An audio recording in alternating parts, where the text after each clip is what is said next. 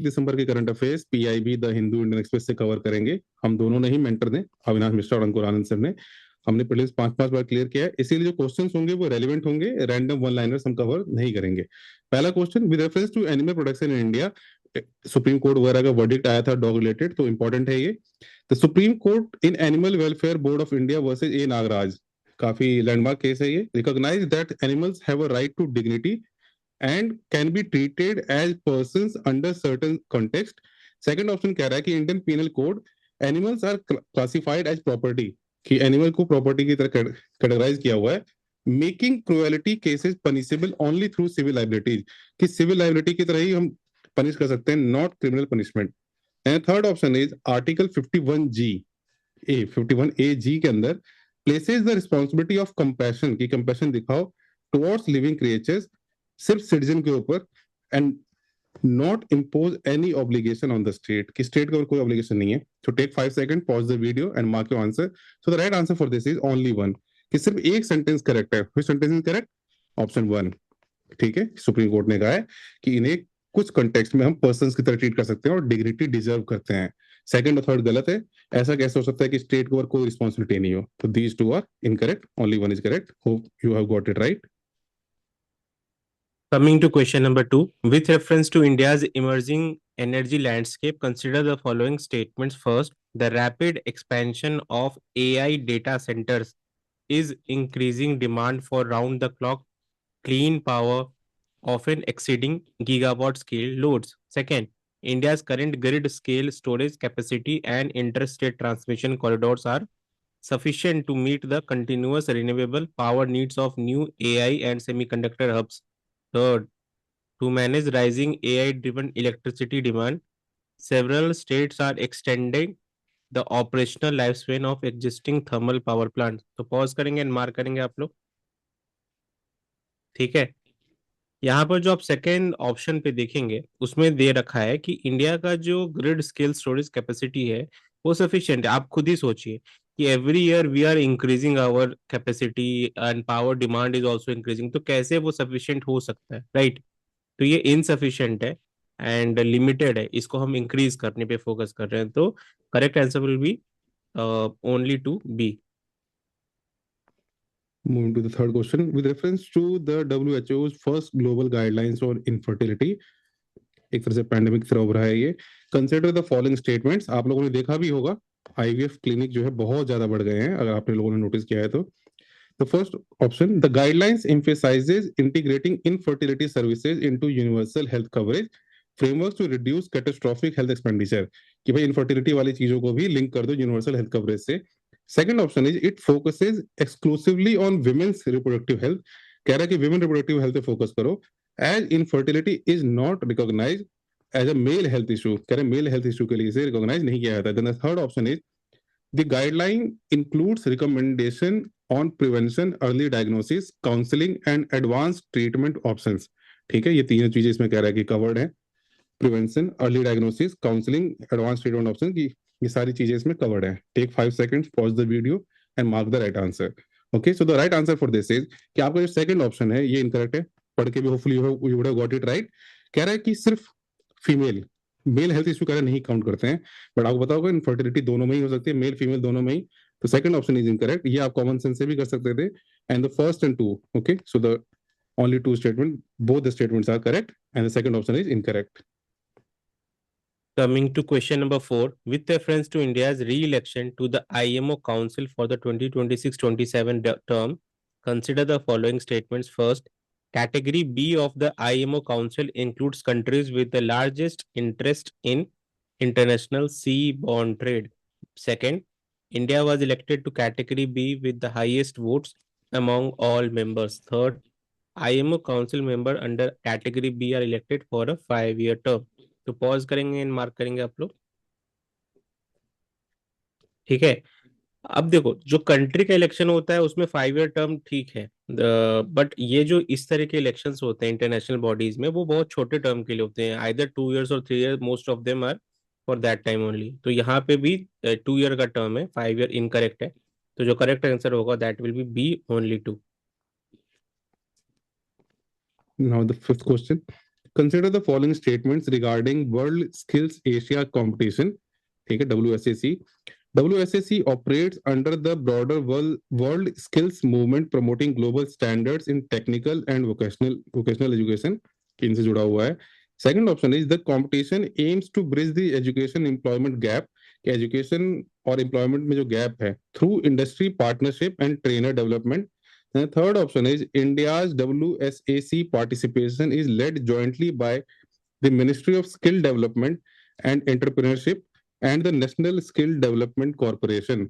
ठीक है, तो मिनिस्ट्री ऑफ स्किल डेवलपमेंट वगैरह का इसमें इन्वॉल्वमेंट है. तो आप take 5 second, pause the video and mark your answer. हमेशा बिना आंसर देखे आप ट्राई करो मार्क करने का, आपकी एमसीक्यू एप्टीट्यूड डेवलप होगी. So the right answer for this is all 3 options are correct. Okay, current affairs से कवर्ड है, काफी न्यूज में था ये. Okay. Coming to question number 6, with reference to the Ellora caves, consider the following statements first. The Hindu caves at Ellora were primarily excavated during the Rashtrakuta period and represent the middle phase of construction. The Buddhist caves at Ellora include Chaitya halls as well as multi-storied viharas, marking a transition from simple monastic shelters to complex prayer spaces. Third, the Jain caves at Ellora were the earliest to be excavated and demonstrate the most austere architectural style. तो pause करेंगे and mark करेंगे आप लोग answer को.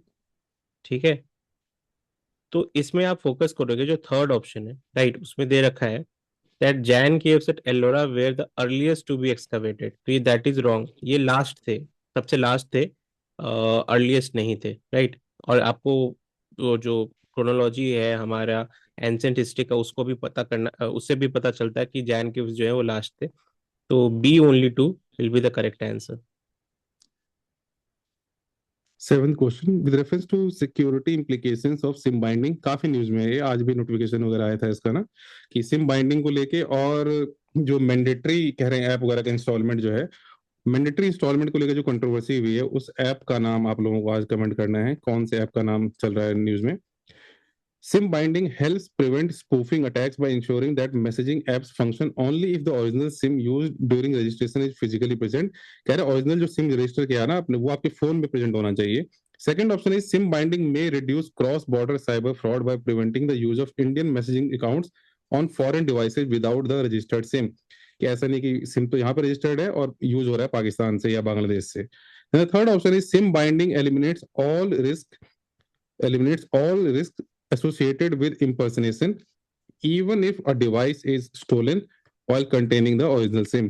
कह रहे हैं कि सारे ही रिस्क से हमें ये फ्रीडम दिलाएगा, मुक्ति दिलाएगा. So it is a bit extreme statement. So आप बाकी दोनों ऑप्शन को भी पढ़िए, फोकस कीजिए. हिंट मैंने आपको दे दिया है. Take 5 second, mark your right answer. So the right answer for this is A 1 and 2. Third option आपका इनकरेक्ट है. ये आप देख सकते हैं, हमने पहले बताया, काफी ये एक्सट्रीम स्टेटमेंट है. Okay. Coming to question number 8, consider the following statements regarding the conservation significance of the Great Nicobar Crake. First, the species highlights high endemism in the Andaman and Nicobar Islands, where several faunal groups show more than 20% endemism. Second, its rediscovery and photographic documentation strengthen arguments for stricter environmental assessment in Great Nicobar, a region undergoing large-scale infrastructure planning. Third, being a widely distributed species across Southeast Asia, it is not considered a priority for site-based conservation. तो pause करेंगे and mark करेंगे आप लोग. ठीक है, अब इस पे थर्ड ऑप्शन पे आप फोकस करोगे, राइट, कि ये distributed across south east Asia, that is incorrect. ये जो है आपका ग्रेट निकोबार आइलैंड वहाँ एंडेमिक है. एंडेमिक स्पीसीज का जो मेन फंक्शनलिटी होता है कि वो वहाँ पे कॉन्सेंट्रेटेड होता है, एंडेमिक होता है. तो ये ग्रेट निकोबार आइलैंड है, वहाँ पे ही पाया जाता है. तो 1 and 2 A will be the correct answer.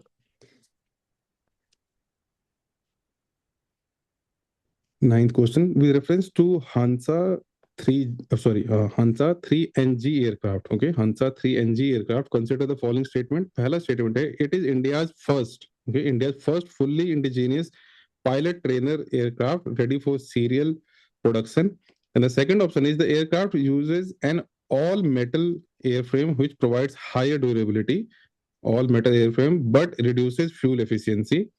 Third option is it has been designed primarily for private pilot license and commercial pilot license training.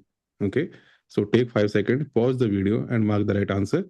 Okay, so the right answer for this is कि आपका जो second statement है that is incorrect. Okay, first and third are correct. इसमें आपको समझ आ गया होगा all metal airframe जो है गलत है, एक्सट्रीम स्टेटमेंट है, ऐसा नहीं हो सकता कि सिर्फ उसी का यूज हो।